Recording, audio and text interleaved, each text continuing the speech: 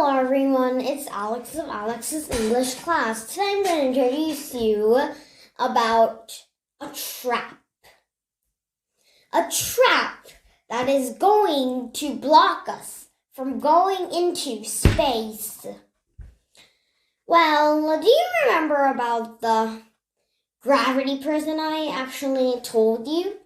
Well, the gravity prison actually makes us can't go out into space. But with rockets, we actually overcome the gravity prison. However, these rockets are now making a trap.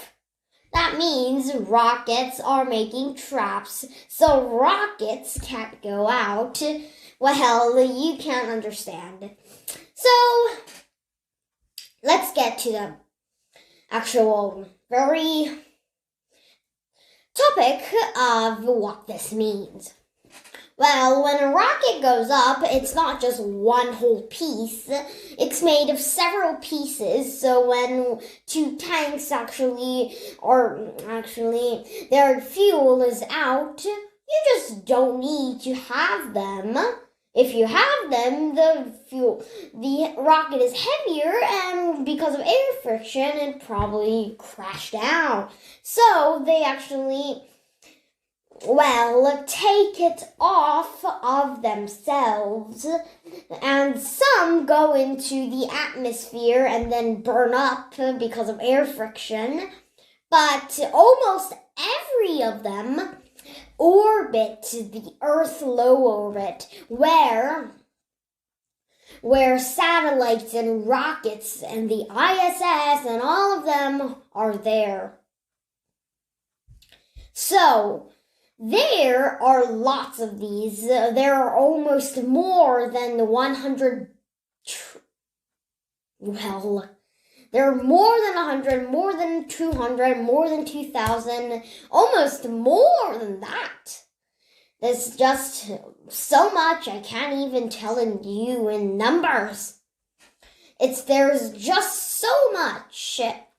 And some, even small, very small, can actually be very dangerous. It's like a plasma gun that can actually go through solid metal. Yes, really, I'm telling you. When satellites and one very small piece of glass or something crash into the satellite, a very big part of that very solid metal actually makes a hole. There's a hole now. How can this very small thing actually make a hole in this very metal solid satellite? Well, they orbit, and they orbit very fast.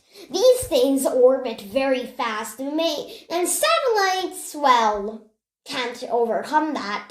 So these very fast-moving missiles actually just make holes in those. However, the problem is not just that. Collision cascade. When a piece of some trash, space trash, actually hits into one satellite, this satellite causes, more trash. And then other satellites coming by actually crash into that trash, making more space trash. And then those small bullets all go all the way to other satellites, and then that's a collision cascade. It's like in 1 year you lose 1, but then the next year 5, the next year 45, and then on, and then you have no satellites.